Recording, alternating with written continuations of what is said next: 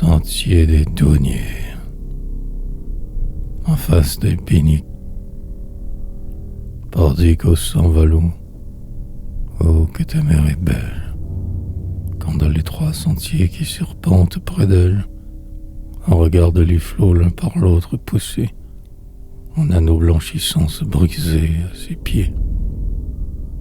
Et comme s'il y a lavé leur rivage, par les bonds dont sans cesse ils assaillent la plage.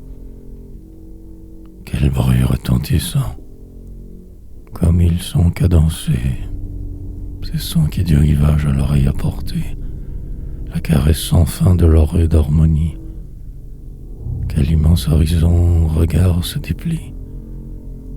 Sur le flot argenté, j'ai beau chercher au loin, l'œil ne voit plus que l'eau. L'intrépide marin, c'est seul s'il est encore de là quelque terre. Du rivage ignore et ma faible paupière, en face n'aperçoit que la mer et les flots.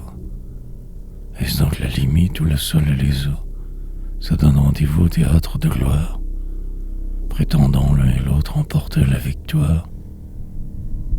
Au moins ici voit-on de ces deux éléments le combat à outrance et de tous les instants. Un flot bruyant, rapide, courant avec rage, à faire, on le croirait, reculer le rivage. Celui-ci, sans céder au terrible élément, ne cesse d'opposer son immobile flanc. Il ne reconnaît point ce lieu pour sa frontière, ni ses flots comme étant sa limite dernière. Voyez ces bâtiments qui cinglent vers le nord. Que vont-ils en effet chercher? La terre encore. La puissante Albion dans sa large Tamise, au-delà de ses flots, sur son nord est assise. Ces barques de l'Anglais vont visiter les ports, et du marchand avide d'accroître les trésors. Ici même au regard est visible la trace des terres dont les eaux ont envahi la place.